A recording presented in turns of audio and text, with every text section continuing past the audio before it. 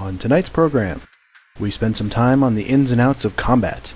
Instead of giving me a kill the enemy's objective, it gives me a scan the thing objective, and then puts enemies around the objective in such a way that I might be able to pull this off without triggering them, and that's really fun. Dyson Sphere. How will it interact with the Foundry? I could also see it that there are certain spots around the Dyson Sphere which are Foundry doors. And how many Easter eggs can you find in our missions? Join us on the Foundry Roundtable. Hello and welcome to episode 30 of the Foundry Roundtable, the podcast exclusively covering the Foundry for Star Trek Online. I'm your tame Foundry author, Drogan1701. Some say they're the real reason behind this week's stock market downturn, and that they were also twerking in latex this weekend with far worse results. All we know is they're the Knights of the Foundry Roundtable, Hippiejohn, Markhawkman, and Greendragoon. I don't know if I like it. I don't accept everything that he just said, but how's it going, everybody? And we have with us a bit of a non-traditional guest this weekend. I wanted to bring Stoutes on the show, but he was unavailable to join us over Skype. So earlier this week, he emailed me some input on our discussion topics, which I'll read throughout the show, and then he gave us a topic to discuss. Stoutes is a fairly new author who hails from Holland. He also goes by Lib in game, and we actually reviewed his first mission, Collectiveness Strikes Gold, on a previous episode. I've got it on my list within the next couple of weeks, too. It's one that we definitely enjoyed. Plus, he's also the guy who's been doing those cool in-depth reviews. Yeah. So we'll hear more from him and what he sent me later on as we get into other topics. But first, we must do the news. And there really isn't much. We've had some back-end maintenance to the Foundry on Tuesday, which resulted in a couple of minutes worth of downtime. For one brief shining moment, some of us thought maybe it was some fixes, but Brandflakes was adamant it was just routine back-end stuff and nothing was changing for us. So, given that a lot of fixes have shown up unannounced, or in patch notes or anything, do you actually know that nothing changed? Not for sure, unless any of you guys working in the Foundry today. I'm in there right now. I'm not seeing anything different. I tinkered with it a little bit while I was creating some images of costumes earlier today. I did notice that there's a whole lot of stuff in there that I don't remember seeing before, but some of these are not new, and I'm not sure exactly if any of them are things that weren't there last week. So, what sort of things? Well, I was going through the list of character costumes, and I noticed that the one that they that it's not labeled Stila, it's like Romulan Ensign number 4 or something like that. Yeah, she's been in there for months and months and months. But it's been updated to the new appearance, Stila. So it's still Sela, but now it's new Sela. So it still has the blonde hair, but now it has the giant Calciar logo in the center of the chest, the crimson red bracers, and the giant red cape. Okay, I'm gonna do a little mini rant here. I'm just gonna implore Cryptic to, guys, whenever you make changes to the Foundry, please put it in the patch notes. I know, you guys we got a whole giant Romulan update and none of it was in the patch notes. We've gotten bugs fixed and you guys have not taken credit for it. Why are you missing out? Okay, I'm not even going to say taking credit for it, but I think as the people who work in the Foundry and having players who play the Foundry, I think it's a disservice to the community of players and authors to not let us know when things change. I think it's a huge disservice. Absolutely. So I'm going to go on a limb here, and I'm almost going to guess that it's a disconnect in communication between the core Foundry team and the Stowe team. Very possible. It'd be really nice if you guys could kind of work that out. Whoever compiles the patch notes doesn't get all of the information. There's definitely something going on. Anyway. The other news course is that Frost is back. Yay! From vacation. Yay. I totally guessed it right about him going to Gen Con. I'm almost a little surprised he admitted it. Do we have any pictures of that? He said so on the forums. Shame you missed the opportunity to get some sort of candid shot that we can use for blackmail later on, right? Literally in the same building as Cryptic Frost. And technically Christine Thompson. Yeah, who we interviewed not too long ago. Some of our favorite devs. So a couple of things caught my eye that he had posted since he'd been back. There's, a few little, bug reports he's saying, either, well, I'll file a report on this or, this is a known issue. One of the ones was about the Ice Caves map, which, of course got, cut in half, in the Legacy of Romulus update, causing a bunch of missions to have, a bunch of errors because things are now outside the playable area. So he says on the Ice Caves map, there has been work on getting it fixed, but it's proven more stubborn than expected. The basic situation is the core map has been fixed, but those fixes are not propagating into the Foundry for an unknown reason. So he says they'll see if they can get some more attention on this. Can't promise anything. So obviously that one's being worked on, but it's proving difficult. So I want to put out there, for anyone that's the kind of communication that we want. That's very clear and very honest. Nothing changed. It's not fixed, but it's very clear communication, Cryptic. Cryptic Frost does it right. The rest of you should pay attention. I would agree. Send him donuts or something. Just promote him to, I don't know, Brandon's go-to guy for communication or something like that. I don't want to say replace Brandon because we like Brandon, but yeah, there's just something about the way that Frost tells us what's going on, that it's clear, it's honest, and it tells us actually kind of what's going on. and there's more of that as well. If you call it that. Yeah.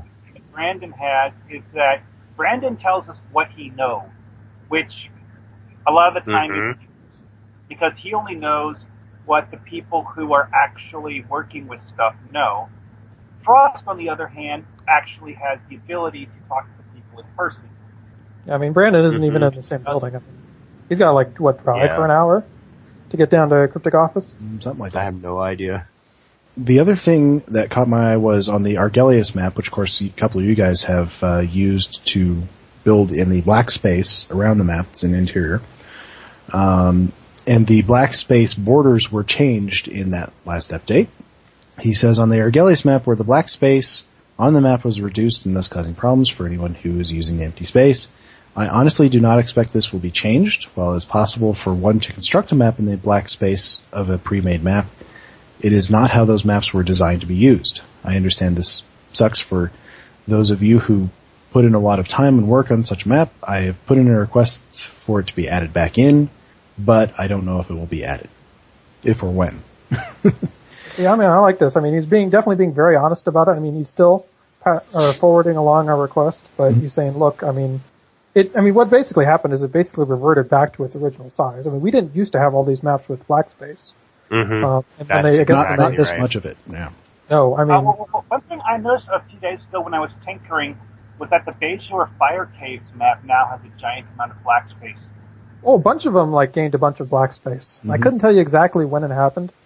It's one of those things that now we know, because now somebody said it, that they never intended for us to work in the black space like that. I'm sure they didn't. They didn't expect it, and so when they're making changes to things, they're not anticipating missions where people have built out there, because they never anticipated it. They never thought of it. They're not going to support it, is what we're getting. But that's honest. Come on, at least we know. Whereas the flip side of that is why did it need to be messed with once it was now big size? It probably had something to do with the fact that they went in there to fix the pathing. Yeah. Yeah, on that one, that's possible. I mean, they may have reverted to some copy. Yeah. So, there was a little bit of silver lining out of this, and that was that, Cryptic Frost, said that he would pass along the feedback that we would like a empty black interior map to do our custom creations in. And of course it goes with the usual no promises, but still, at the very least, he's passing along the, info, which is really all he can do. Yeah. It's good, and it's good feedback too. So that said, I mean, I want to pass along the message, and I posted this in the thread on the forums, is authors who were using the Argalius interior map, there's another map which also has a lot of black space, that basically, has a really deep, bottom, and makes it a perfect target for getting maps copied into it, because when you copy a bunch of objects, whatever happens to be the master selected object, ends up at 0, which means that if you have a taller construction, it's very possible that your construction will shift down, and if you have a shallow floor, it'll basically compress everything. That said, this map, and I'm stalling while I actually look it up, has a really deep floor, which makes it's got a ton of vertical space, and makes it... The map I was looking for is KV2 Interior 02. And like I said, I mean, take a look. I mean, this is a perfect ideal. I mean, even if you can't select your assets in the Argalius, you can still select them in the list. So just go through, select all your objects. Do remember that there is a bug with default dialog, so that any objects that have default dialog, and you'll need to copy those separately. But other than that, I mean, I literally moved an entire, 475 object map with 1,000 vertical difference from the Argalius interior over to this cave V2 interior, and it worked perfectly. I mean, cool. So yeah, I mean, it's not as horrific as it sounds. Yeah.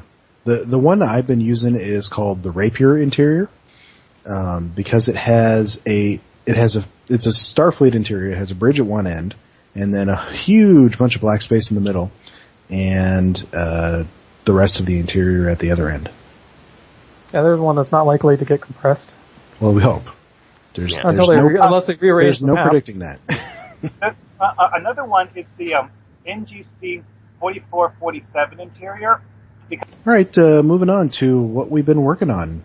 Hippie, why don't you start us off? Same thing I've been working on, although I'm still working on cartoons and using the Foundry to make brightly colored things that make me happy and make me smile. Right That's now, one of those TOS assets. I do. I'm loving the TOS assets right now. Right now I'm working on a haunted space station, but also there's another idea of possibly making a cartoon for the current Foundry challenge, but I don't have a really great idea there yet, so I'm not committing to that. Instead, I'm going to work on what I do feel like I have a pretty fun idea for, which is a haunted space station. It's a lot of fun to be playing with right now, and that's what I've been working on in the Foundry, is that. Is making brightly colored, fun, cartoony looking things. Nice. John goes to his happy place. Yep. Mark, what have you been working on? Well, I recently started doing the initial setup for a mission called Adwaita Incursion, but I haven't actually gotten very far in it because I've had a lot of other things competing for my time. So I've got a few basic things done with that one, but not a whole lot. I've seen some of your costumes. You were showing those off. Yeah. They were pretty interesting looking. Well, that's really just 5 different versions of one costume. Cool. Greendragoon, what have you been working on? Same thing I work on every week. Try and make progress on part 2. No, I've actually made some pretty good progress. I made a bunch of progress on my shuttle interior. I'm almost through it. If I can just work out this last little bit of dialogue, which is actually a part that I've been kind of avoiding because of all the dialogue. I worked a little bit more on my black hole, and it's still not working for me. Unfortunately, the nebula, even the single nebulas, are just so thick that it makes making the whole part really hard. Well, so if you figure out how, let us know. Yeah, I'm thinking more and more that I might have to rethink what kind of astronomical phenomena. There's a good question for the community is, what kind of astronomical phenomena could I put at the end of my mission? The only thing is, it has to be able to hide a ship, or a ship has to be able to hide in it, and I want to, if possible, not just make it another nebula. Well, when I did Darkness of between the stars, I had a lot of the, actually most of the mission takes place in a dark matter nebula. It's not a normal nebula, but it's kind of sort of along the same line. Well, let's call that our community question, and we'll see what people come up with. Yeah. Sounds good. Still your colliding neutron star, but that would be cheating. I still haven't found a good one for that yet. Oh. Well, if you don't. I had been working on it a little bit, but I haven't found a way to do it exactly the way I want yet. Did you try using a Class X planet? Which one? Class X. Class X. It's what I use for the dark matter planet. Oh, that's that one that's really dark with just a little bit of lava? Yeah, it looks like it has red cracks with lava oozing out of them, but almost all of the surface is almost completely black. I'll take a look at that one, because I had been using gas giants and was trying to make them so they don't look like gas giants anymore. Yeah. Well, it used to be that when the space cleaning was working, that you can position the lighting just right, and the bloom would hit the gas cells. Yeah. Light up. But obviously that doesn't work anymore. Another bug I really wish were fixed. Yeah. Well, let's see. I've been working on. I should say that I'm working on about 3 different projects at the moment, so that's why I appear to jump back and forth between different maps. One thing I've been working on is my crashed, half-flooded space station map, which I actually showed to Greendragoon the other day. Oh yes, and I was very impressed. It's turned out pretty cool, I think. It kind of, I don't know if anybody listening has ever played City of Heroes, but in some of the later missions, they had this set that they would use that was basically a office building, but the lower level was flooded. So it was like dank and moldy, and in some reason your station just really reminded me of that, which is actually really great, because I mean the thing is like half sitting in water. But we also kind of found out something else cool while we were doing that. Remind me what that was. The chairs that you can actually sit in. Oh, right. One of the assets in the TOS ones that were added not too long ago is a table with 4 chairs around it, and you can click to sit in those chairs. You mouse over it and you get the little chair icon, you right click and you sit. Yeah, in the Foundry. That's the only sittable asset I know of that's in the Foundry. And my guess is that Zero pulled those out of the the Constitution ship interior, and everything attached to those objects came with it. Yep, even the little code that allows for sitting. So that's pretty cool. The other main thing I've been working on is a map that's, it's essentially a concentration camp. So I built out a grid with sort of streets, and, out of the fortification elements, they're just sort of low walls, and putting up guard posts and sort of a tent city, and then some of the big colony buildings around one of the edges. You're going to have to attempt a rescue of a prisoner that's being held there, and I'm trying to figure out how I can make it so it's like a, what's the game I'm thinking of? Splinter Cell, where it's very stealth based. I don't know if I'll be exactly able to do that. Maybe that timid creature, how that works these days, could help, where it doesn't attack unless you attack it. The other thought I had was, make it so you choose at the beginning of the map whether you want to go in with guns blazing or try and sneak in. If you choose the one path, all the mobs are hostile. If you choose the other, the mobs are hostile but with timid creatures, so they don't shoot at you unless you start shooting. That could be a possibility. I don't know. What do you guys think? That's cool. I think the idea of using neutral mobs is probably the best. I'm sitting here thinking about everything that you're saying, and I'm like, I like the idea of a neutral mob that isn't going to attack unless you attack. That would work. I'm finally finding a use for that. Yeah. I mean, I had some NPCs you go in and do attack, and they're kind of in a stunned state. They're not so expecting an attack, so they don't fire until you do. The only downside to that is that it almost kind of makes it easy, because you can only aggro one group at a time unless you're just intentionally firing at other groups. But I assume you can get them by aggro if you throw a grenade or something, right? Yeah, if you did a grenade. I mean, Foundry test characters aren't great for testing that sort of thing. No, this is true. Okay, and let's see. Stoutes says he is working on Collectiveness Strikes Gold 2, a sequel to his original. And this is a mission that introduces most of the main characters. Or no, the original one introduced most of the main characters. So the new one is introducing a new enemy and prepares the story to be intertwined with the other mission he's working on, which is The Master's Slave 2. It is a prequel on the KDF side. So it's going to answer a bunch of questions from the other two, and but this time will be from a KDF point of view. I kind of like that, intertwining a series so that it spans the factions. I do too, because it forces people to make KDF characters. I figured you would like that, being our resident Klingon. I always thought it'd be interesting to do a Foundry mission that started in Stowe, but ended in Neverwinter. You'd actually have to go through 2 different games in order to find out what happens. I always thought that was cool. That would be cool, like back in the days when I was playing, the Star Wars flight sims like TIE Fighter, and then the ground-based ones like Dark Forces, where if you made a mod where, progressing through the storyline, you had to switch between the games so you get space and ground. It used to be there weren't many games that had space and ground. True. Now Stowe is kind of one of the few. Mm-hmm. I mean, I wouldn't count what Tor has as much in the way of space. No, it's an on-rails shooter, is what it is. Which it's fun for, 10 minutes or so, every so often. Alright, let's move on to mission reviews. Greendragoon, what do you got? So, I was going to play one of Mark's missions, because I realized I hadn't played any of his, but these other guys talked me out of it. So, Mark, you can blame them for the fact that I didn't play one of your missions.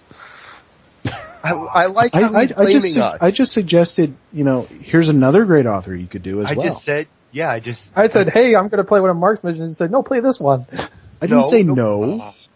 Alright, I'm just turning my microphone. So anyway, I will still get to Mark's missions, but I ended up playing A Will and a Barclay by, was it XR 77? 377. 377. That's good. It is actually really good. It's very much a character piece. I mean, the initial premise is basically based around a bug that was insto years ago, where you would go onto your bridge in your ship interior, and all of the positions would be manned by the same officer. Well, it would be 2 or 3 officers repeated to fill all of the bridge stations. Yeah, it basically the check that made sure that no officer was used twice broke. And this was up for a while. It's one of those things that I think this happened before free to play. I mean, so Hippiejohn, I don't even know if you ever even saw this one. But it was one of those bugs that was happening around the early times of the Foundry. And so this mission is actually based around that. And the author kind of takes the effort to kind of fill you in on what the bug was in the mission description. But basically, more or less, the mission kind of blames that bug on a certain character named Amanda Barclay, who is the daughter of Reginald Barclay.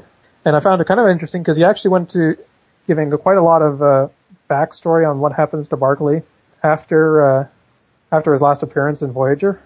Apparently, he ended up with that one girl from the Equinox, and I'm spacing on her name. But I think she was the one who was basically claustrophobic. Anyway, I mean, so you meet up with this, you're kind of asked to kind of help assist in the tracking down of this issue and what happened. And you meet up with Amanda Barclay at Starfleet Academy, and she's working on the holodeck. And pretty quickly you find out that she has a tendency for things getting out of hand.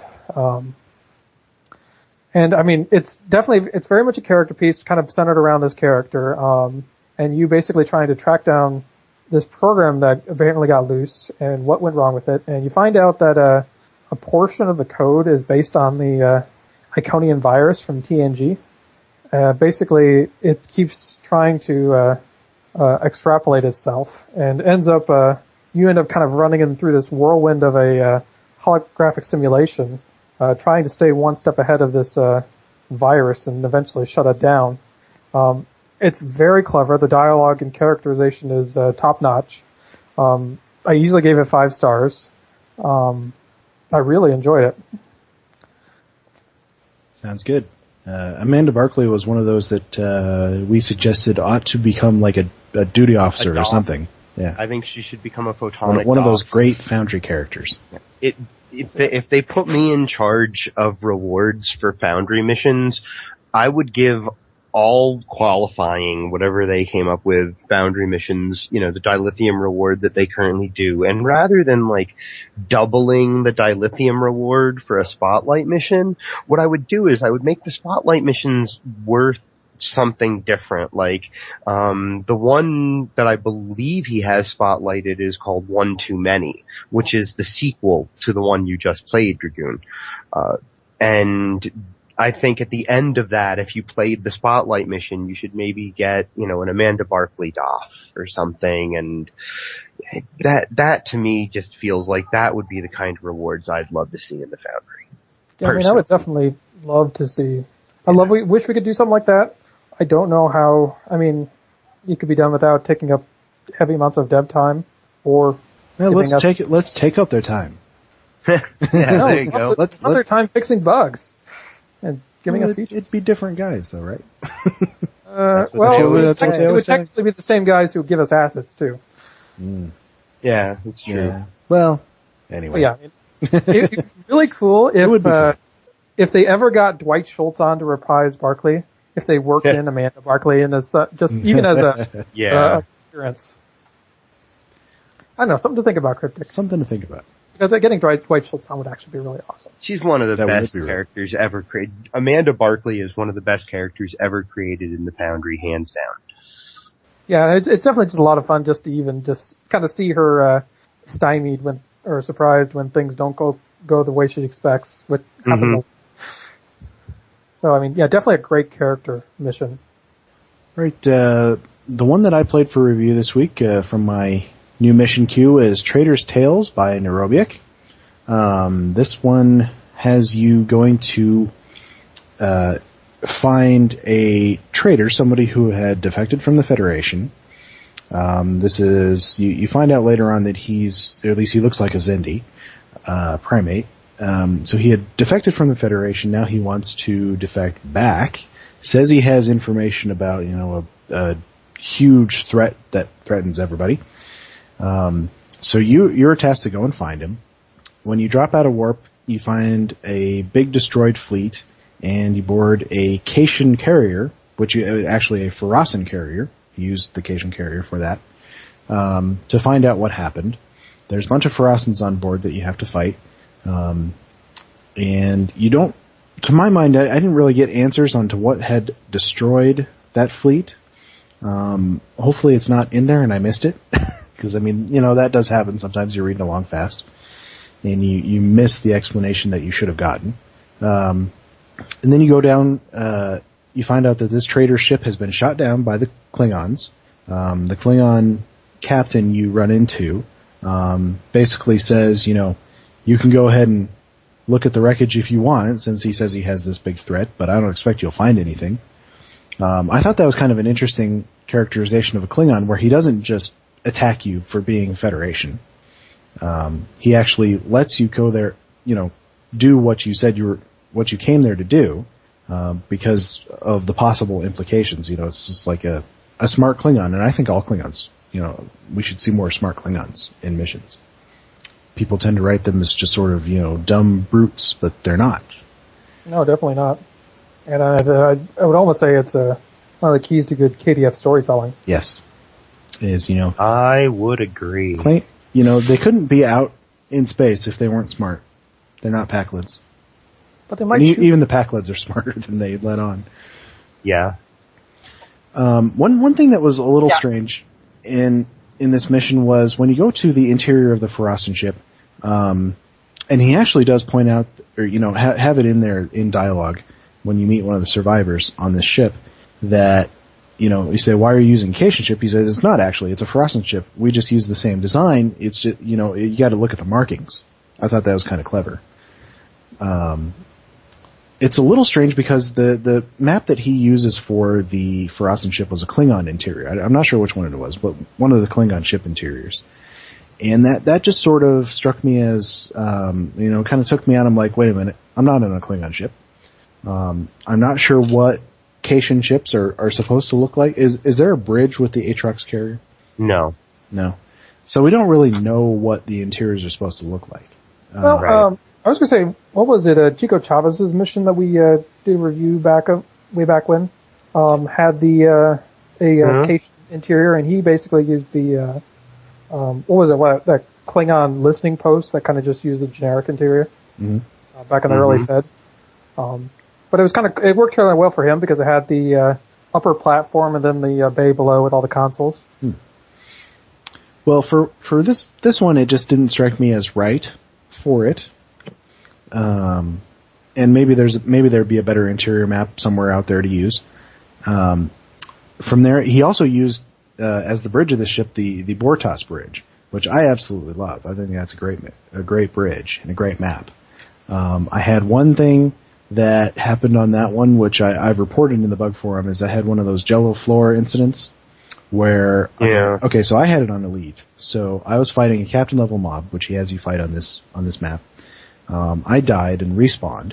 There was one guy in that mob. There was maybe about 3 of them left alive. One guy ran back to the foot of the stairs that lead up to the main platform on the bridge.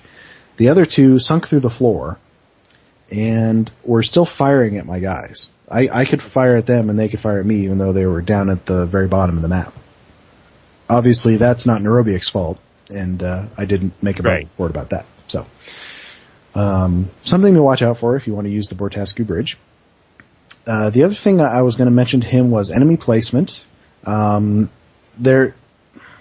something that's very difficult to get to look natural, is your enemy placement. I mean, a lot of us sort of leave them in that clump that they come in and stick them somewhere. And it doesn't look very natural. So I mean, there was one that he just had in a corner in the interior of the ship. And it's like, what are they doing there? Are they just sitting there waiting for somebody? Or, so I would advise break them up a little bit, maybe have them, you can assign animations to combat mobs. So maybe have them working on consoles or something. Scanning with tricorders. Who knows? Yeah. There's a whole slew of things you can have them do. Absolutely. And you can wait a bunch of actions. Certain consoles, if you put them nearby, and unfortunately it's really hard to find those consoles now, but a little trial and error, you might be able to figure it out. Certain consoles, if you put them nearby, they'll actually interact with them. And in fact, there's one of the waits is for a job animation, which they'll make an effort to actually go to a console that has the hookups for interaction, and will attempt to interact with it. Okay, so after the ship, you go down to the crash site. The crash site was definitely my favorite map of the mission, because he littered it with debris, lots of things were on fire. My one complaint is there were a lot of consoles scattered around, and I thought, obviously we don't have a lot of options when it comes to debris. So a lot of intact consoles looking around sort of looked weird, but, I understand how limited we are. But it was definitely a good map and a good use of that sort of purple volcano map that we have, the purple volcano kind of stuff.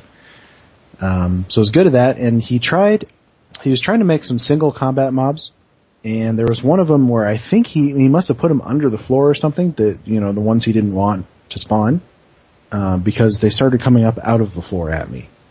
So I'm not sure if that's really working as he wants it to work. It may not work at all. But there were several fights where he had done that did work. So it's kind of random sometimes when these tricks and things will work or when they won't work. But overall, I really liked the mission. It ended very quickly. It was not a long mission. I think there's a lot of room to stretch it out. You don't get to the end of the plot. You don't find out what this big threat, this Traitor has to tell you. You don't find out that information. I think it suffers from what a lot of missions suffer from, which is not enough to do on each map to justify being on that map. And you really need to give the player something to run around and do, so that it's not just loading screen, loading screen, loading screen, loading screen, loading screen. And that would be my advice is, sort of flesh each map out so that you spend, 10, 20 minutes on each map. And, but otherwise, a very good map, and hope to see more from nrrobiec, maybe a sequel or something, because, there's questions that need answering here. Well, there's the best thing that you can say about any mission. I want to see more. Yes, I want to see more. So, getting back to what we talked about, earlier, or last week, with the sequels, and do you think this part 1 gave away enough, in its first part, or could it stand to at least answer a few questions?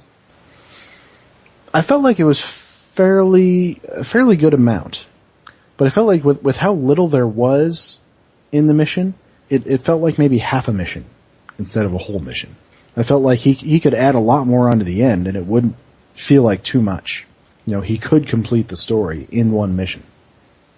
So, I mean, as far as giving away information, no, I think it was a pretty good balance of that. And balance is what you're looking for when you're doing a multi-parter, which he seems to be wanting to do. All right, the other one I wanted to talk about very briefly is I actually went Sunday night and played a Neverwinter mission. This is the first Neverwinter mission I've played, and I really haven't done much Neverwinter playing at all because I don't know, it just didn't strike my fancy.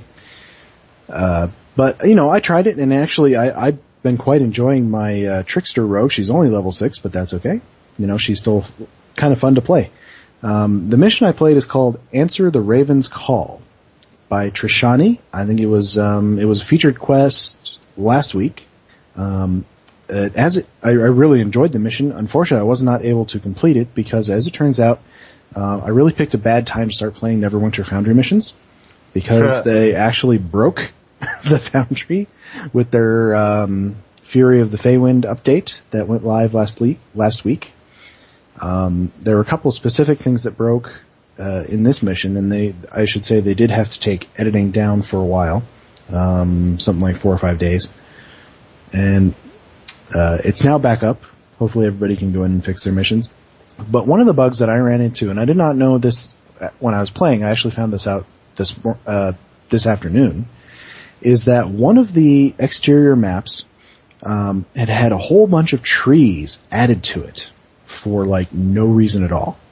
And when I was playing this mission, you load into this forest. The mission is all about werewolves. You load into this dark forest, and it's just incredibly tangled. There's trees everywhere, and I was sort of going back and forth between, I really like the atmosphere created by this dark and tangled forest, but it might be a little too much. And come to find out, it wasn't the intention of the author to make it that bad. So, forgiven for that.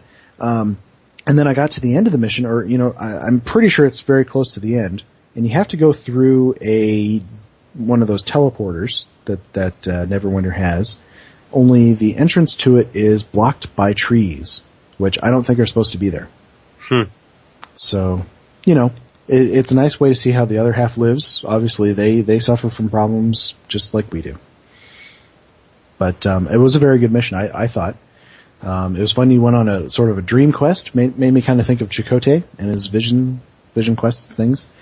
Did some very interesting custom designing there was sort of floating islands when you're in the dream. And then there was one time when I fell through a floor. I'm pretty sure that's not the author's fault. But I don't know. I think I might stick with it as far as playing. I don't think I'm going to devote a lot of time to it, but I've been having fun with it. So I might go back. Probably won't start any Foundry missions over there because I have so many to do on the Stowe side. Okay, that's it for me. Stoutes says that he's been playing a bunch of missions lately, and we can find those all in his detailed review thread. I like that answer. Yeah. He does do really really have good been, yeah. reviews too. Very They've good been. reviews. I like reading them. Very detailed from a technical standpoint. Well, that's what I was saying yesterday. It's something that is very useful for an author to see, someone's gut reactions when they go through things, and his very specific about suggestions for improvements. Typos. You do not know how hard it is for an author to go through and find their own typos. It's 3 times as hard as finding other people's typos. Absolutely true. All right, moving on. Why don't we start with our tech topic?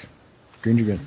Well, this is kind of a sad week because when I originally started doing these, I came up with a list of a bunch of tech topics, and as we've been going along, I've been kind of adding to it as I see things on the forums that would make good tech topics. But unfortunately, this week marks the end of that original list. So unless people write in and make some suggestions, this may well be the end of the technical series, and then go back to normal discussion topics. But we'll kind of see what response we get from that. We're ending off this week with battle strategies, and the subject is basically the concepts and basically how to build good fights. And it seems like this is actually a really apt suggestion because this week, I think this is Science started a thread basically asking what is combat good for, and it kind of it dovetailed into how to use combat effectively in your missions. So I'm going to start off with something that isn't quite as technical, but kind of related to game design, and that is how best to weave your combat into the story. I mean, how do you make the combat aspect of your mission line up with the story aspect of your mission so it doesn't feel awkward or disjointed and things feel balanced? Well, I'll say that one of the things that I've been doing lately is making combat pretty much completely optional in my missions. I don't like to use a lot of kill objectives. Use them very sparingly. And, I'll put mobs down where I think they need to go, and then leave it up to the player whether they want to actually engage them or not. And I don't know, I have not gotten necessarily any feedback that people hate that or people like it or anything, but I personally like it. Well, That's my new approach. Sorry. Yeah, I really added the ability to the Foundry to have optional combat. I've found that it really works better that way simply because of the fact that it's more restrictive to storytelling if you need to kill every single enemy because you have to write a story objective that requires you to shoot all of these guys. I mean, this dovetails perfectly or goes right into my second point, which is when is it better to use option or make dialogue or combat option, and when is it better to make it mandatory? I think always make, at least currently for me, every mission that I enjoy, including cryptic ones, the combat is optional. My objective point is go do this thing, or maybe like find these 5 objectives, or whatever it is. And I've run into this in both, like I said, Foundry and in official content. And instead of giving me a kill the enemy's objective, it gives me a scan the thing objective, and then puts enemies around the objective in such a way that I might be able to pull this off without triggering them, and that's really fun, actually. I will also say, though, that there are times when combat should be mandatory, especially when, for instance, the combat is a definitive point in the story. For instance, you're facing off against a boss, or you're Klingons have invaded your ship and you need to take care of them. Obviously, there are cases where combat kind of needs to be mandatory because it's basically woven into part of the story. It's what what I've heard from a lot of directors, Hollywood directors, things like that, is that, the action has to serve the story. Yeah, and that's even more true. I think that's even more true in Foundry missions or in game design in general, really. Something I was kind of trying to harp on in this thread was that, at least for me, a Foundry mission is basically made up of 3 different tentpoles. One is the story, one is the environment, the visuals, the feel of the scenes, and the third is gameplay, which includes things like combat and puzzles and basically player interaction.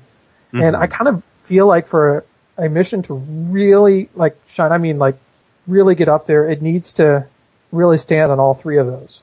And all 3 of those need to be connected. I mean, I think some authors, especially when they're first getting in, will write their story and lay out their story, and then go in and add in the combat.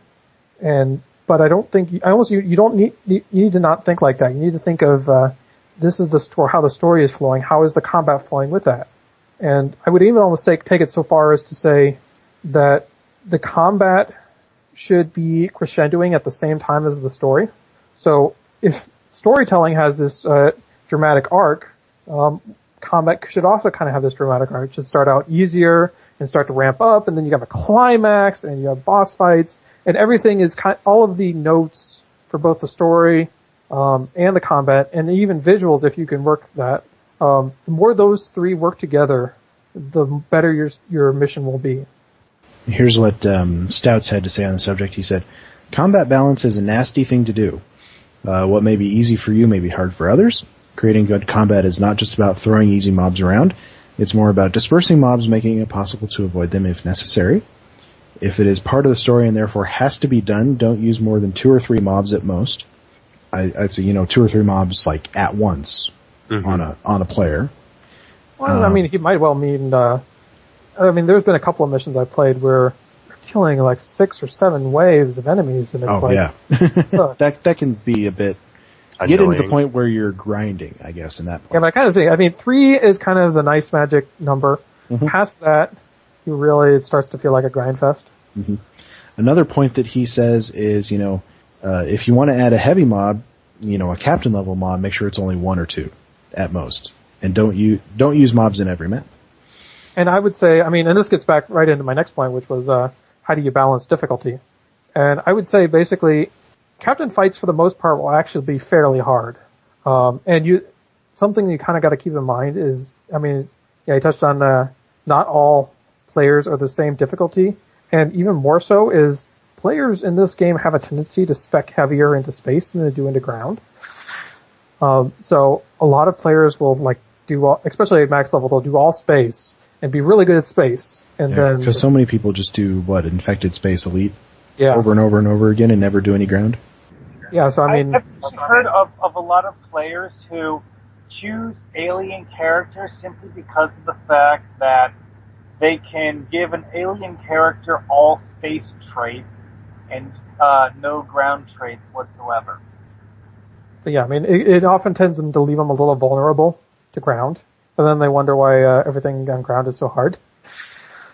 But anyway, I mean, I think that when it comes to space versus ground, it's a little safer to beef up for space than it is for ground. Although you kind of got to watch what your character is fighting.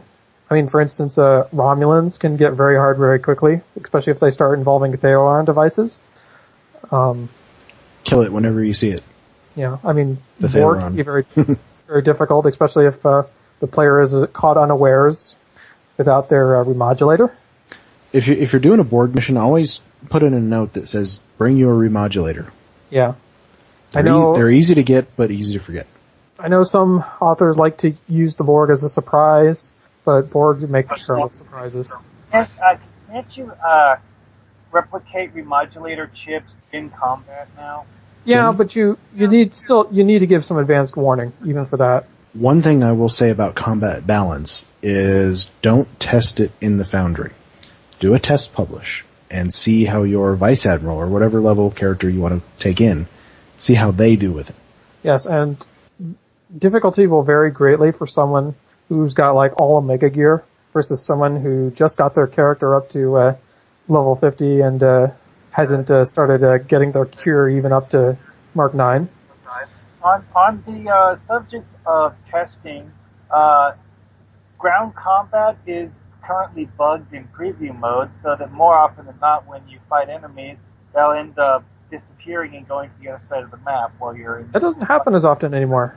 That kind of it still does happen, though. I think the point is that it's bugged. The only way to test it is in game, and it's actually it's still better to do a test publish. Yeah, the preview will never be the same as a live environment. Even a better way to test it because you can try it with different character levels and see how they do. Some of us don't have different character levels. So we have 11 characters at the level limit. How do you guys either tone up a fight if you find a fight is too easy, or how do you make it easier? I tend to add or subtract groups. You know, if I want a space battle to be hard, I'll put, you know, I'll put a battleship and some frigates. Cause that's manageable, but getting harder.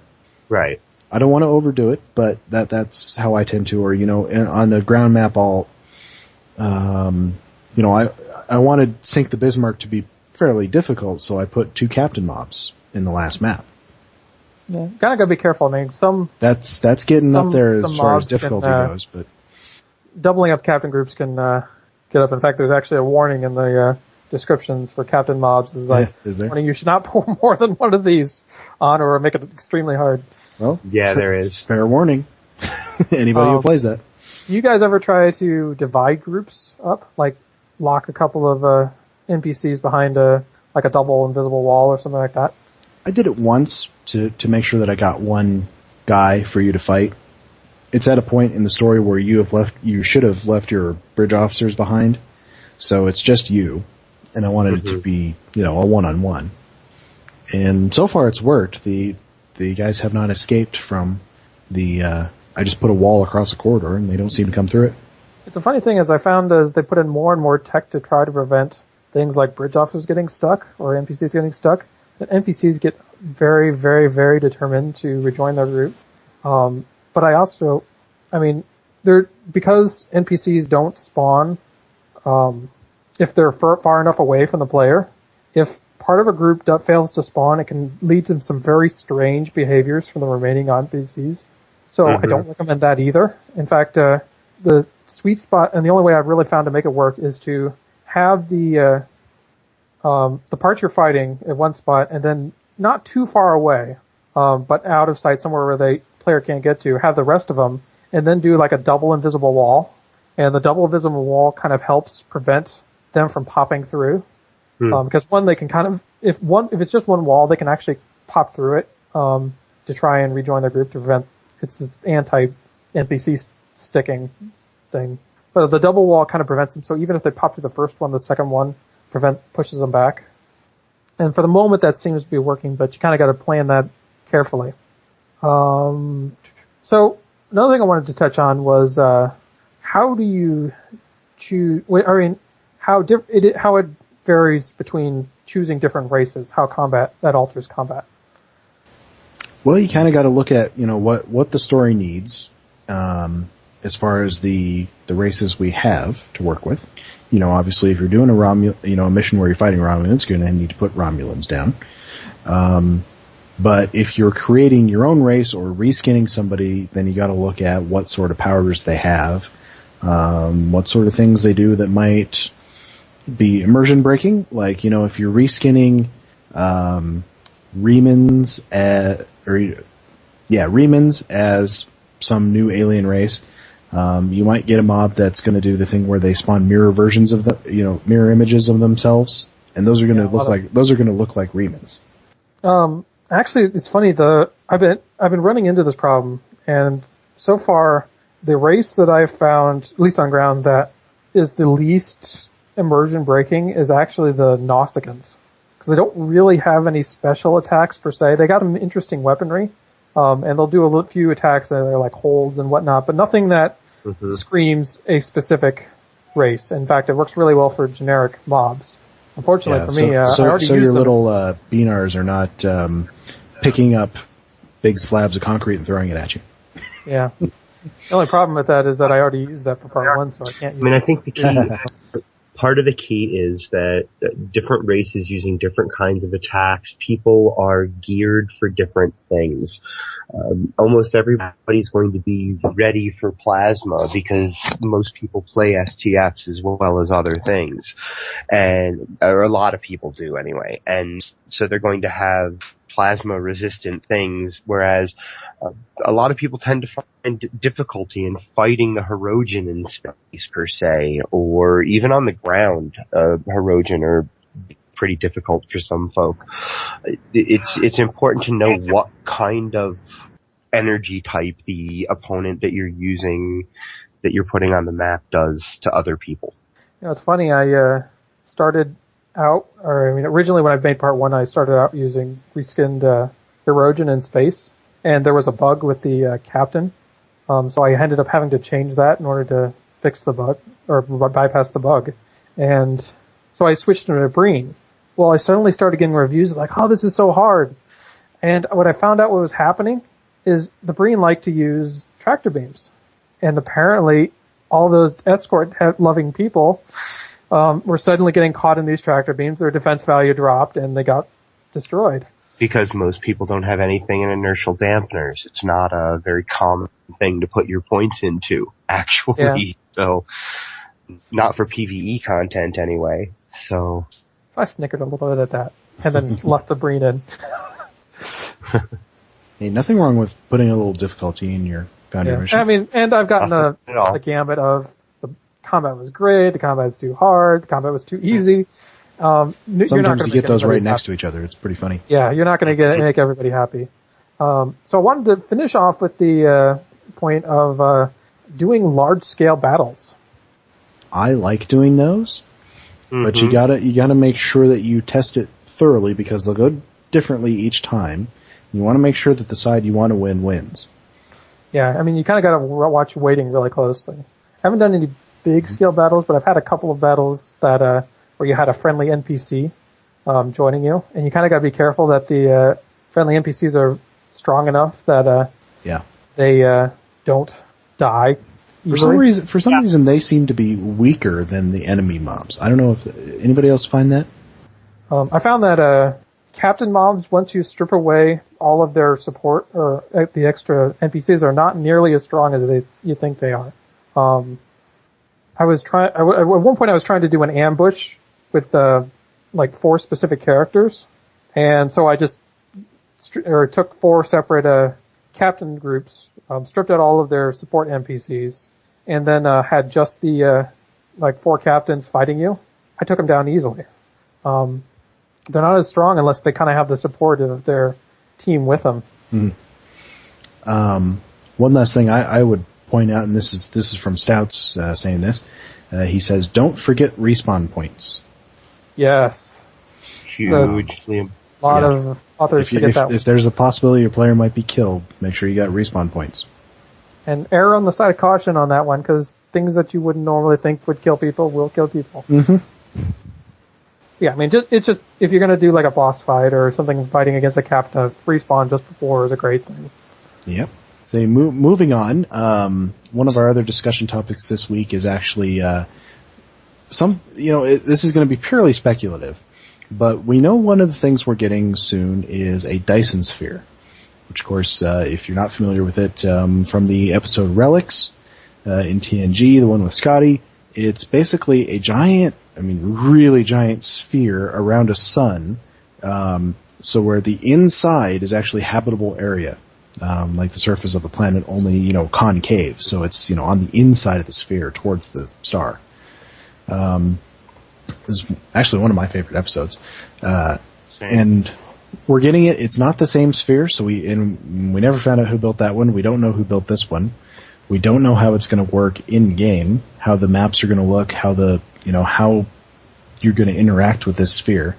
So here's my question is, given that we don't know anything, how would you like it to work with the Foundry? How would you like integration with the Foundry, with this Dyson Sphere?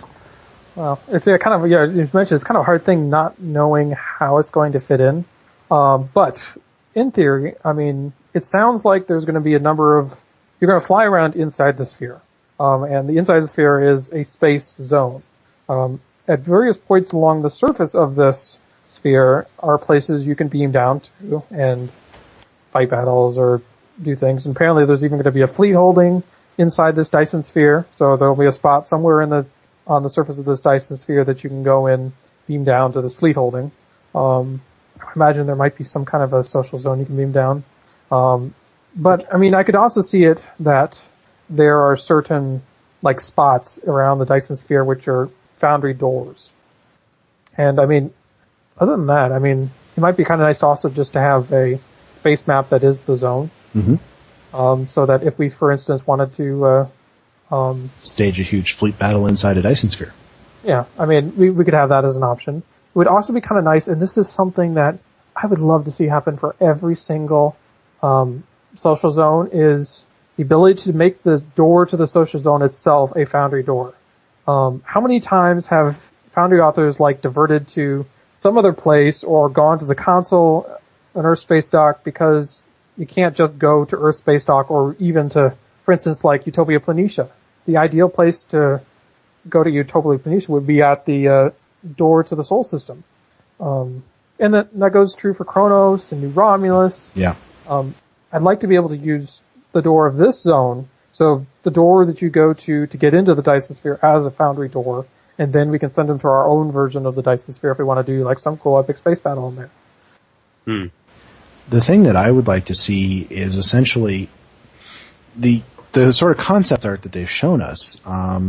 It almost looks like sort of a grid system on the interior of this sphere, where you have sort of, a grid that has, within that grid it has, grasslands of buildings or whatever.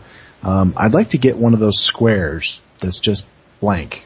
It's sort of concave, very subtly, and just blank. We can put anything we want on it. That'd be kind of cool. It had us all the backdrop of the Dyson Sphere, because, we don't know what this thing's going to look like, but it is going to be trippy.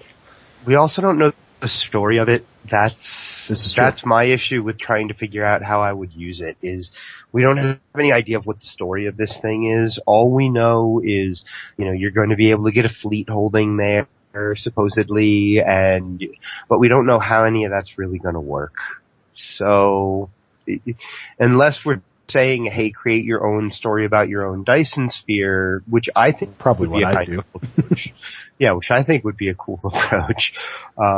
We just don't know how the story of this one's going to be. We don't have a clue. Let's backtrack a little, and we know this Dyson Sphere is an adventure zone, and we've had several adventure zones up till now. So let's backtrack one level and look at Nimbus, and what kind of mission doors do we want on Nimbus? I wonder if Nimbus could be a place where you could essentially make missions in the open game world. They had enough interactable objects. Yeah. But I guess my point is, though, if we can kind of figure out how we would break or insert Foundry doors and items into Nimbus.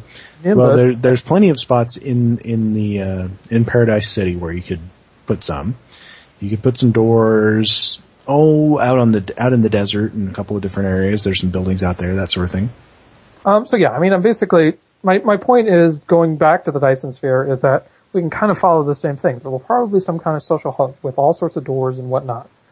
There's a whole lot of surface to this Dyson Sphere.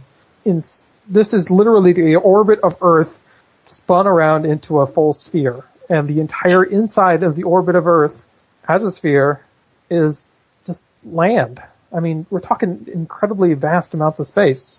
No matter how much content Cryptic dumps into this, there's going to be vast amounts of space that are not touched.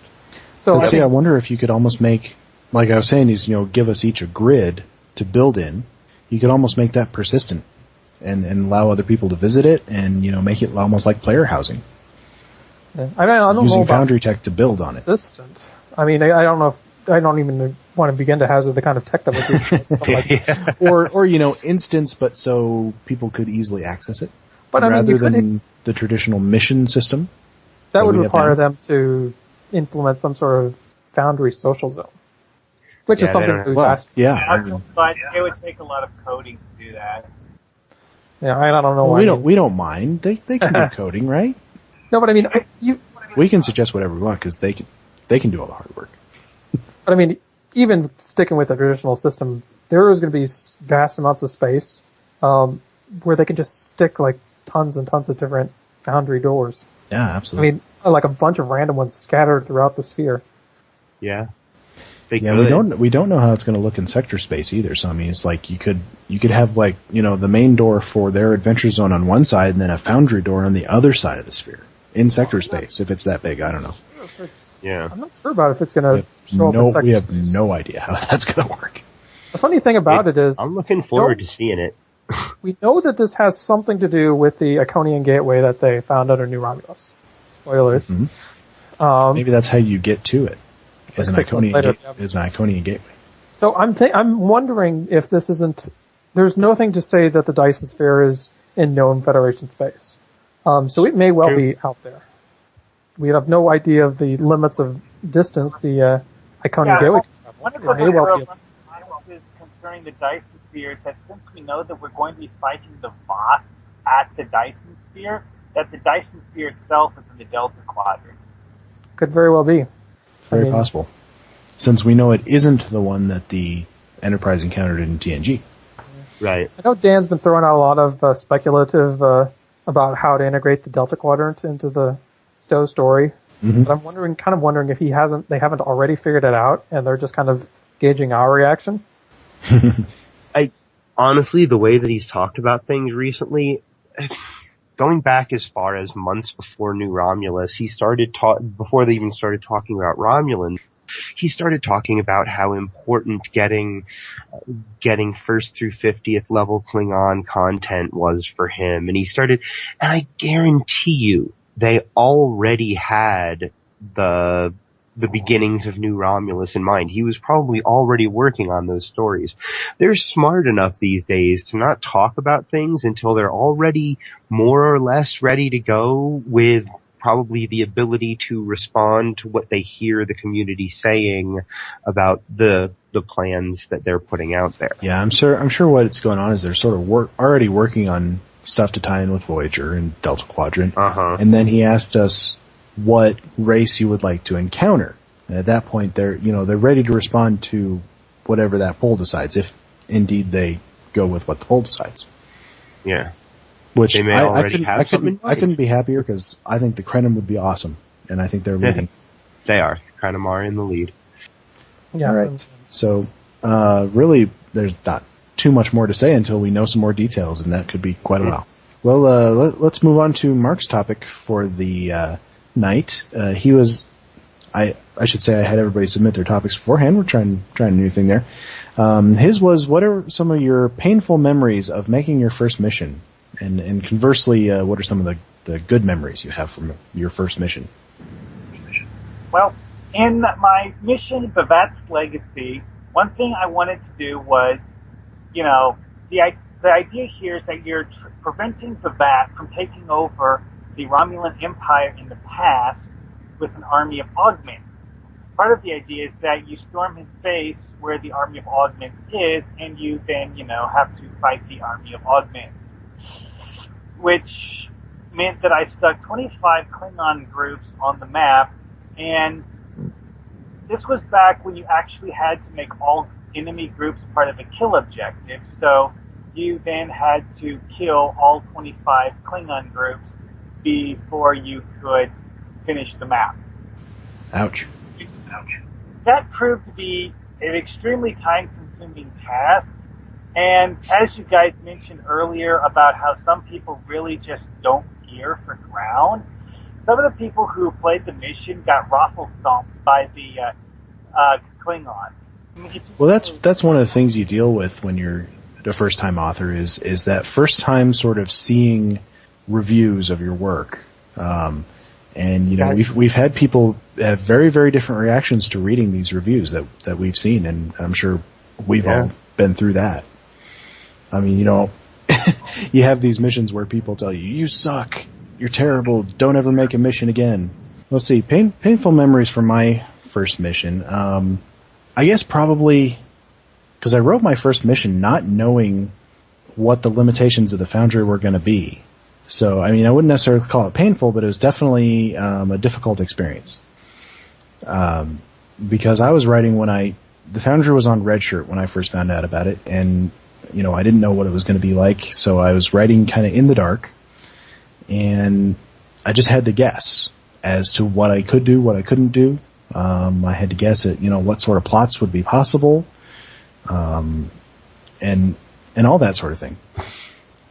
It turned out all right in the end, but it was definitely not an easy process.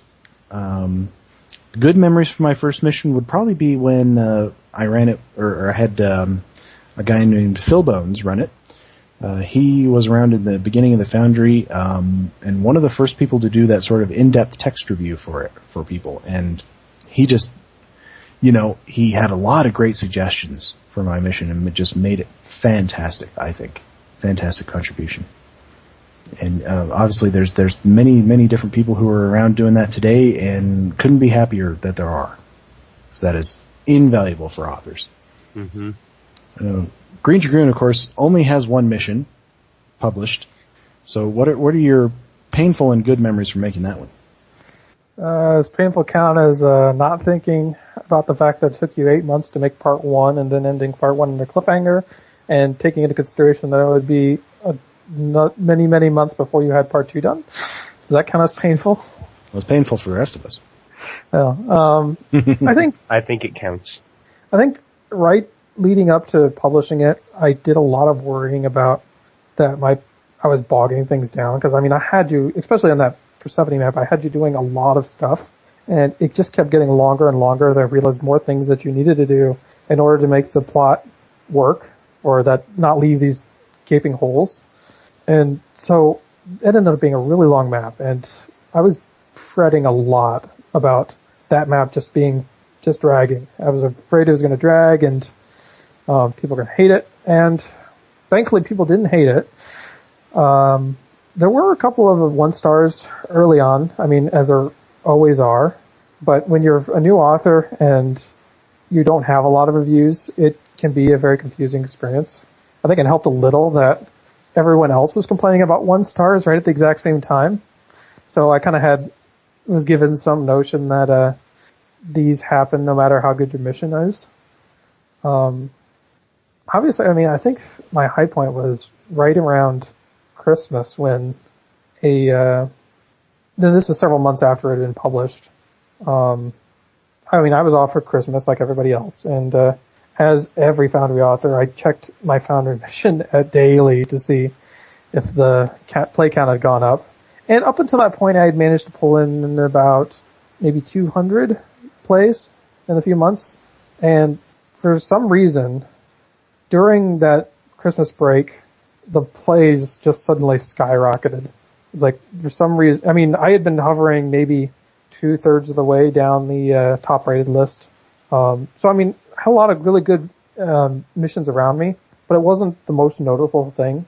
And then for some reason, I guess everyone was waiting until the Christmas break to play my mission. It might have helped a little that Foundry Files did their top. They had done a review back around Thanksgiving, I think, and it was like the same week that the Foundry broke for season 7, making my mission unplayable. And so I figured that I pretty much had killed any goodwill I'd gotten off of them. And then they did a top 10 list a couple weeks later for for New Year's. And since my mission is rated pretty highly with them, I think I might have gotten some press off of that. But yeah, after that point, my mission really skyrocketed, and for the next couple months, I really watched it climb in the ratings. So that was definitely the high point. Well, let's see, we got one here from Stoutes. He says, I don't really have any painful memories. One of my better memories was the sudden realization that ground missions were much more to my liking than space designs, which he never thought he would like. Which is sort of the inverse of you, Hippie, because I know that you were big on ground missions, hated designing space maps, and then suddenly decided that you actually kind of liked doing it. Is that right? Now I like doing both, but I definitely have a preference for working on the ground maps. Yeah, I do too. Without doubt, yeah. I like the ground maps better. Mm-hmm. In my case, it's just that I like designing ground maps more than I like designing space maps. It's not that space maps aren't fun in their own way, but... Hippie, your first mission was it was a contest entry, wasn't it? Mm-hmm. I've got it hiding in my, unpublished state right now. Not a one of Brand Flakes, but one of Primetime UGCs, right? Yeah, it was Kirkfat's mission it was a contest he sponsored for do a mission based on the original series, in some way, either in spirit, make it a sequel to an original series episode, whatever it is. It was pretty wide open, and being an original series fan, I said, hey, I'm gonna figure out how to use the tool. I don't really have any bad memories whatsoever, except for, the stress of scrambling to try to figure out how to use the tool because I had a story I wanted to tell. That really would be about the extent of a bad memory, if there even could be, described as one. It's just that it was just a matter of that I didn't know how to use the tool yet, and I wanted to make a mission. So, and it was kind of on a deadline. I had to do it by whatever time, the entry was, and I think that was like 2 days from the time that I saw the contest. So I had to figure out that would be my worst experience of my first mission, would be that I had to figure out how to do it in 2 days. That was kind of a pain.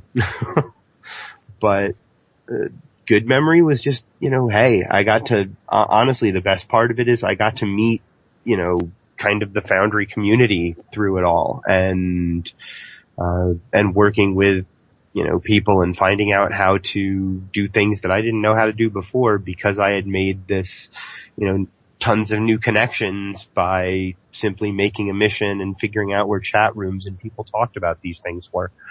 So I think more valuable than anything, what I take away from it, that was the best part of it, was that it led me to a bunch of people that could help answer questions when I had them.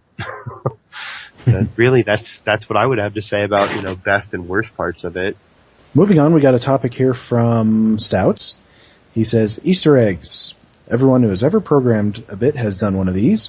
Have you ever put a funny NPC in a corner on a space map, or, a board doing funny animations or anything like that? What sort of fun Easter eggs have you put in your missions that only you know about? I never did any. Oh, go ahead. I put a bunch in my Spotlight mission. I kind of knew that I didn't, when I did Spectres episode 6, that was almost immediately after I had entered into Kurtfat's contest. I still didn't know anything about using the tool. I couldn't even imagine using triggers at that point, really. And so I thought one way I could make it stand out would be to put little gimmies in there, where, for example, you run around you're part of the fighting, and the mission takes place on the corridors of the original series, the original series Constitution map.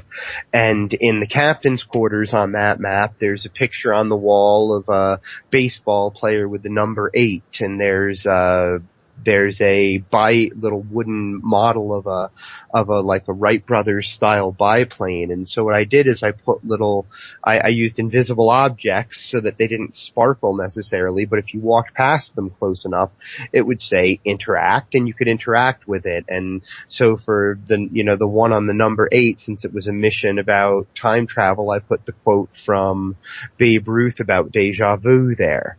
So that if you wandered by and you there's no reason in the mission to go into the captain's quarters. But if you did and you walked up there, you got a Babe Ruth quote about deja vu. And if you walked past the wooden biplane, you got a Wright Brothers quote about never letting it be over until it's over, and things like that. And I put something like that on every single map of Spectres episode 6. I think those count as Easter eggs. Well, for me, I have a habit of telling people what the Easter eggs are on the forum, so that they're not really something only I know about. They've been spoiled. Yeah. See, I've had a lot of people find them, and I like the fact that they're there has made people go back and play the mission again. It has replay value. Had a lot of people tell me that they didn't really notice several of them, because a lot of them are things that you just kind of, well, it's like what you said, that you don't really think to do this, because one of them is something that's only accessible after you've completed the map and gotten the trigger to beam up.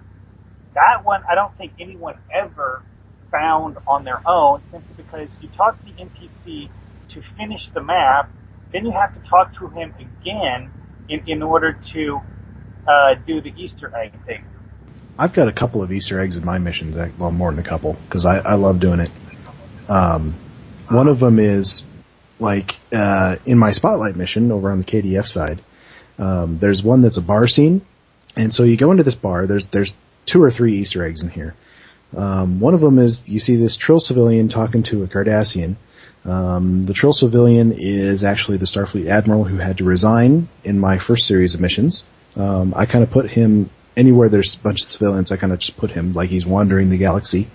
Since he doesn't have anything to do now, he had to resign. Another one is there's a band playing in a corner.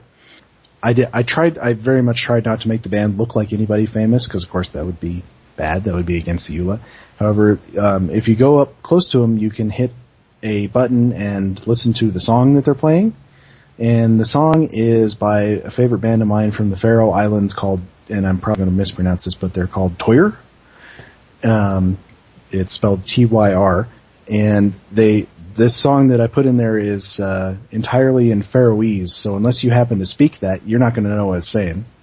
I don't even know what it's saying, because I don't speak Faroese, I just like the song. And then the other one is, there's 3 guys in the corner, one of them named Captain Slow, one of them named Hamster, and the other one named Jezza, who of course are the 3 hosts from Top Gear, their nicknames. And they're arguing about a race that they're doing across the universe. And they're arguing about what ships they picked. Because of course, anybody who can see any of my avatars knows that I'm a huge Top Gear fan. So, another one that I was telling you guys about earlier is, I don't lampshade it very much, I don't hang my hat on it, but at the end of the Mirror Universe mission that I made, the big climactic battle takes place over Ceti Alpha 5, which most Star Trek fans recognize as the planet that Kirk marooned Khan on.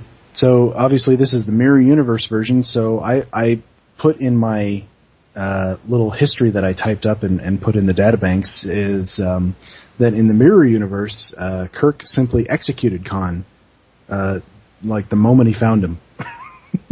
Because that's what Mirror Kirk would do. So they were never marooned on there, so they never had the whole thing with the Genesis experiment in the Mirror Universe. So none of that actually happened in the Mirror Universe. So it's just an empty planet. Of course, had been lush until its sister planet exploded and knocked it out of its orbit and caused it, big tidal stresses and caused it to die essentially. So all you have is a big brown planet floating there. It doesn't have the history that in the Mirror Universe that it does in our universe. So I don't know. Greendragoon, do you have much in the way of Easter eggs? Not really, just because it was my first mission and I was just trying to get the story conveyed. Although, I think I mentioned this before on the show, if you go and read the backstories, there is a hidden implied meaning between these 2 captains. That you kind of got to fill in some lines to get at, and it's actually something that'll kind of come up later in the part 2. I think you said you were going to go and try and find it at one point. Did I? Yeah. That was a while ago. I'd have to go back and replay it, but I don't want to get another character stranded in the Delta Quadrant. Well, in that case, I will. Let me see if I can find it here. I think if you read the captain of the Persephone, Elaine Lai. At some point early in her career, she ends up getting transferred to the USS Agamemnon under Captain Kevin Nall, which you'll know is the other ship that gets lost. And you'll notice that she later, in her log, it says she transferred for personal reasons. And that is kind of a hint at what... There was a reason she transferred off the Agamemnon. So the other Easter egg that I like to do is in every mission that I make, I like to have somebody who may or may not be a Section 31 agent, but who is not revealing themselves, and I will not break their cover. So good luck guessing who it is. This is in every mission? Yeah, every mission. Is it the same character? No. Oh. That would be a bit too obvious, wouldn't it? So, might be. Yeah, that's the other one that I kind of like to have a little fun with. Because I figure, Unless it's like this bartender that keeps showing up. All right, our final topic for the night is one that came out of a big forum discussion, one that Hippie wanted us to discuss on the show. Mm-hmm. I had been, one of the things that, lots of stuff about, the new Star Trek movies, the JJ Trek as people call them. Lots of threads on that crop up in the, 10 Forward forum from time to time, and this particular one was, what would you like to see as the villain for the next movie? And I chimed in and I said, I would like there not to be a villain. Not a personified villain anyway. Not a big bad, as they say these days. And a lot of people didn't really like that. They said, how can you have a Star Trek story without a big bad? It's like the Avengers just going around taking down muggers. And so, here's the, and I don't agree with that. I think it is entirely possible to have an exciting movie, and in our case an exciting Foundry mission, without having a personified villain. So let's talk about that. How do we do that? How do we go about doing that? Well, first question is, does Star Trek the Motion Picture count? Does it count as exciting? As a personified villain? I say no, because I was not excited by the motion picture. Not even a little I like bit. parts of it, but... Yeah, parts of it, but it didn't keep me entertained for the whole thing. Ooh, okay, as a better one is The Voyage Home, because in the motion picture and The Voyage Home, the conflict arises from attempting to deal with some sort of gigantic space thing that we don't understand. That's a really good point, because it's really hard to call the probe the big bad. Or even personified in that matter. Especially since it's sort of acting villainously from our perspective, but maybe not. And we certainly don't win by defeating it. Right. Doing it for bad reasons. Well, in the Doomsday device, you end up with a death match against this thing that at first glance appears to be indestructible, and then you eventually come up with some way to damage the thing, which may or may not have actually destroyed the thing completely, depending on which follow-up novel you read. Anyways, but they actually did that in a few other episodes too, is that there would be some sort of giant space creature that you could think of it as a villain from a human point of view, but from the creature's point of view, it's just, doing its own thing. And we're in the way. Star Trek has tons of episodes that are where there is no villain. I recently watched Remember Me, a TNG episode, and it's Beverly stuck in this situation, but there's no bad guy. It's the situation. Yeah. Was created indirectly by her son. Yeah, but okay. We all know Wesley is the real villain of Star Trek: The Next Generation. So yeah, I'd say what the thing we're talking about here is sort of, there's two things. You have, I remember this from my creative writing classes where you have different kinds of conflict. One is man versus man.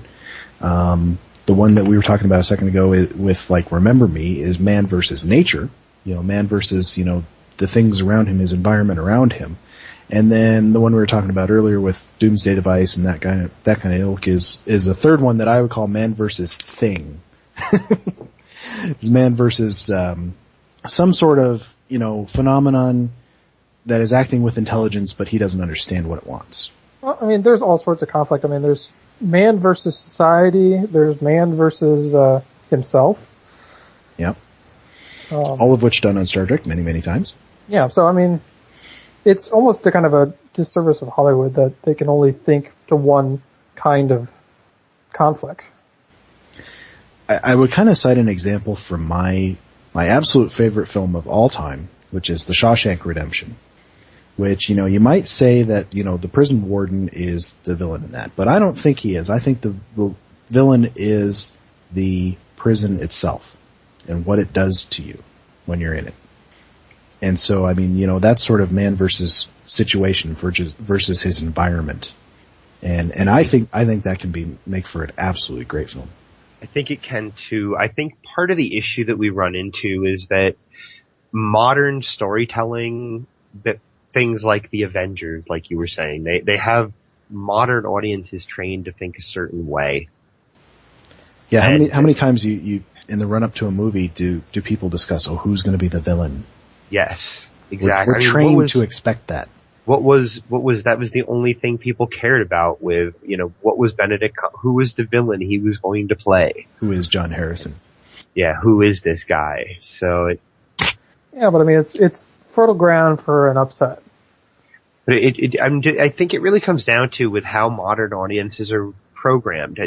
Like, when they made Star Trek the Motion Picture, or when they made The Voyage Home would flop these days completely. I really believe that, because it's a different kind of motion picture than people of modern audiences are used to seeing. It's a great movie. Mm-hmm. It is a great movie. And it was beautiful. It was a beautiful ending to the trilogy the trilogy. Star Trek Con. Just because, yeah. But my response in this thread was basically, agreeing with something that I'd heard that Carl Urban had said, which was, this third movie ought to be about something to do with exploration. Mm-hmm. And I thought, you can get into some great situations out on the fringe of known space without having any kind of a personified villain, and have it be a very exciting movie. I would agree. You just got, it's all in how you present it.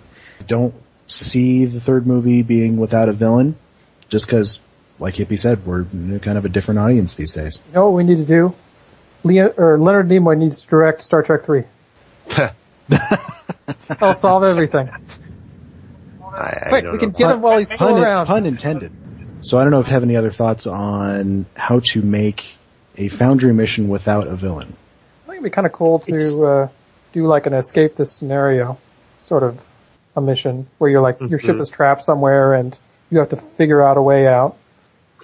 I think there's certainly the chance to do man versus nature too, or, the crew versus nature kind of story, and making stellar phenomenon be the thing that is causing the problem, not necessarily an enemy that you have to kill, or even planetary geographical phenomenon.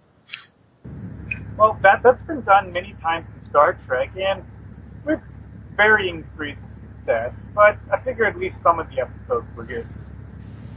Oh yeah. I can think of a few. And I can think of ways to do it in the Foundry, as we've been talking about. If you had to evacuate a planet, there certainly could be, if you put something on a time frame that, the sun is going to go supernova and you have to evacuate the planet quickly, or something, to that effect. There are a lot of ways you could create a story that doesn't have a personified villain or big bad. It's all storytelling. It certainly means your mission's probably going to have no kill objectives. That would be my, But it doesn't necessarily mean no combat. It does, yeah, just because it doesn't mean no combat to say no, villain.